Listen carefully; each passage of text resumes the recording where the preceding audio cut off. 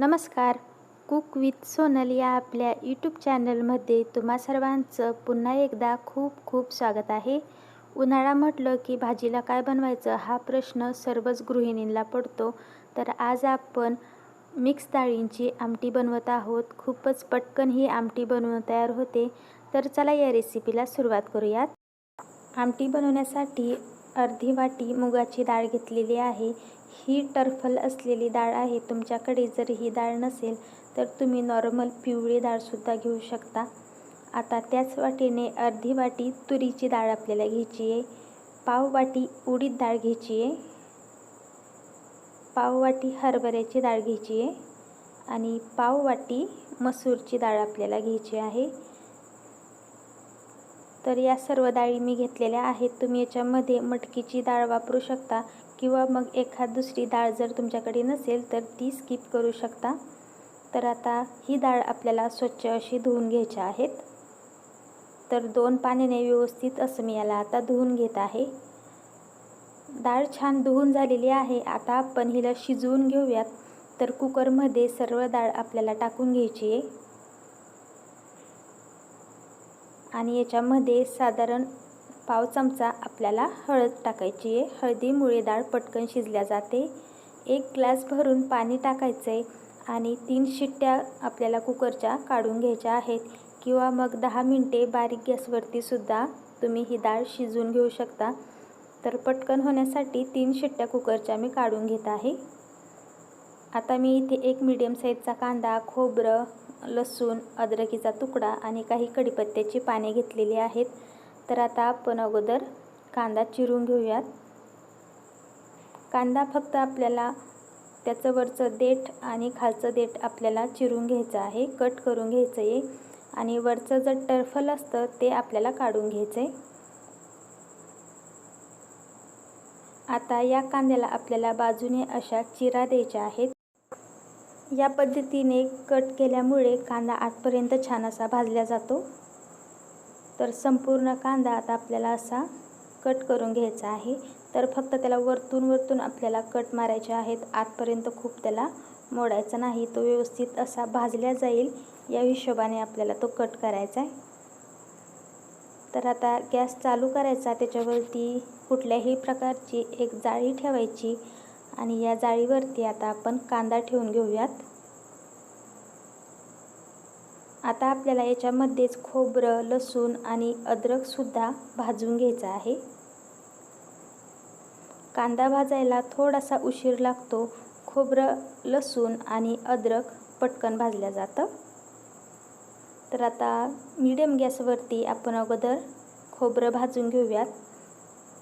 खोबरं आपल्याला असं पलटून व्यवस्थित भाजून घ्यायचं आहे. खोबरं खूप पटकन पेट धरतं, त्याच्यामुळे हलकंसं असं खोबरं काळं झालं की छान असं भाजलेलं आहे. तर पहा आता ते थोडंसं काळं झालेलं आहे. खूप जास्त जर त्याला भाजाल तर भाजी करपट लागू शकते.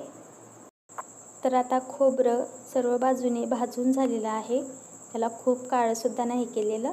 अशा पद्धतीने आपलं खोबरं भाजलेलं आहे.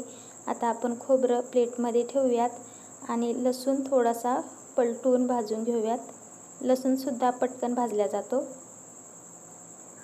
तर पहा लसूण पण आता थोडासा काळा झालेला आहे. आपण यालासुद्धा प्लेटमध्ये काढून घेऊयात आणि अद्रकसुद्धा छान भाजलेली दिसते. तर तीसुद्धा प्लेटमध्ये काढून घेऊयात. अर्ध्या मिनटासाठी हा कांदा आता आपल्याला असाच भाजण्यासाठी ठेवायचा आहे. कांदा आपण थोडासा पलटून घेऊयात म्हणजे दुसऱ्या बाजूनी पण तो छान भाजला जाईल.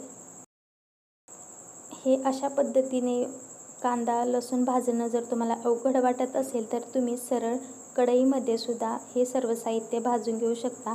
पण या पद्धतीने कांदा लसूण भाजल्यामुळे भाजीची चव दुपटीने वाढते. तर पहा कांदा आता छान असा भाजून झालेला आहे. आपण यालासुद्धा प्लेटमध्ये काढून घेऊयात. आता आपण अगोदर खोबरं चिरून घेऊयात. तर मी याचे बारीक असे तुकडे करून घेते. सोबतच अद्रकसुद्धा आपल्याला चिरून घ्यायचे आहे. कांदा बारीक चिरून घेऊयात ज्याच्यामुळे हे सर्व साहित्य पटकन दळल्या जाईल. कढीपत्ता आपण फोडणीसाठी वापरणार आहोत तर तो बाजूला काढून ठेवूयात. कांदा चिरून झाल्यानंतर आता आपल्याला लसूण सोलून घ्यायचा आहे. लसूण भाजून घेतल्यामुळे छान असा तो वाफला जातो आणि चवीला भाजीमध्ये खूप छान लागतो. तर आता लसूणसुद्धा मी पूर्ण सोलून घेत आहे. पहा, मस्त असा वाफला गेलेला आहे हा लसूणसुद्धा. आता आपल्याला हे सर्व साहित्य मिक्सरच्या भांड्यामध्ये टाकायचं आहे आणि ह्याला व्यवस्थित असं दळून घ्यायचं आहे. आवश्यकतेनुसार पाणी टाकून आपल्याला हे दळून घ्यायचं आहे. तर त्यासाठी चिमूटभर मीठ टाकूयात, म्हणजे वाटण छान वाटल्या जाईल. तर पहा, मी याच्यामध्ये अर्धी वाटी पाणी टाकलं आणि याला बारीक असं दळून घेतलेलं आहे. आता वाटण तयार झालेलं आहे आणि डाळसुद्धा शिजलेली आहे. तर डाळ शिजलेली दिसतीये. 3 शिट्ट्यामध्ये मस्त अशी ही डाळ शिजल्या जाते. आता आपण एका पातेल्यामध्ये तेल गरम करत ठेवूयात. तर 2 पळ्या तेल टाकायचं.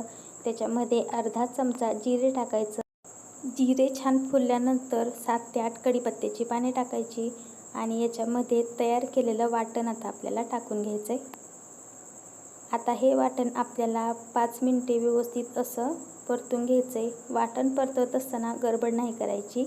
अगदी बारीक गॅसवरती छान असं पाणी आटेपर्यंत हे वाटण आपल्याला परतून घ्यायचं आहे.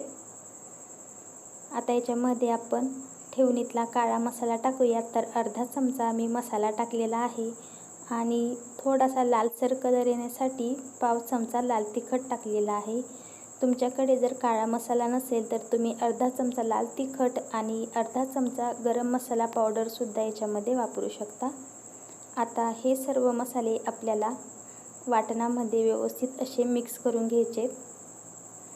वाटण दळत असताना त्याच्यामध्ये खूप सारं पाणीसुद्धा नाही टाकायचं, नाही तर वाटण पटकन परतवल्या जात नाही.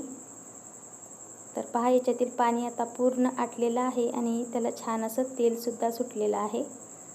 आता याच्यामध्ये आपण डाळ टाकून घेऊयात. डाळ टाकून आपण हे वाटणामध्ये छान असं मिक्स करून घेऊ आणि आता आवश्यकतेनुसार पाणी टाकायचं आहे. तर मी सुरुवातीला मिक्सरचं भांडं हिसळून याच्यामध्ये टाकलेलं आहे आणि अजून याच्यामध्ये 1.5 ग्लास पाणी टाकलेलं आहे. थोडीशी पातळ आमटी छान लागते, तर मी याला जास्त घट्ट न करता थोडी पातळ अशी ठेवलेली आहे. तुम्ही आवडीनुसार याच्यामध्ये पाण्याचं प्रमाण कमी जास्त करू शकता. चवीनुसार मीठ टाकायचे आणि छान असं याला मिक्स करून घ्यायचे. आता मोठ्या गॅसवरती ही आमटी आपल्याला अशीच उकळून द्यायची आहे. आमटी उकळली की लगेच गॅस बारीक करायचा, म्हणजे त्याच्यावरील तरी असते ती जात नाही. बारीक गॅसवरती 2 मिनिटे ही आमटी आपल्याला छान अशी कढू द्यायची आहे, ज्याच्यामुळे सर्व पाण्यामध्ये डाळीचा फ्लेवर उतरतो आणि आमटी खायला छान चवदार लागते. तर मस्त अशी आपली ही झटपट होणारी आमटी तयार झालेली आहे. थोडीशी याच्यावरती कोथिंबीर घालायची आणि भाकरीसोबत, पोळीसोबत किंवा भातासोबत ही आमटी खायला जबरदस्त लागते. तर आता भाजीला काही नसल्यास चिंता करायची गरज नाही. घरामध्ये असलेल्या डाळींपासूनच तुम्ही मस्त अशी आमटी बनवू शकता. तुम्हाला जर हा आजचा आपला साधा सोपा व्हिडिओ आवडला असेल तर लाईक करा, शेअर करा. चॅनलवर नवीन असाल तर सबस्क्राईब करायला विसरू नका. पुन्हा भेटणार आहोत साध्या सोप्या रेसिपींसोबत. तोपर्यंत बाय.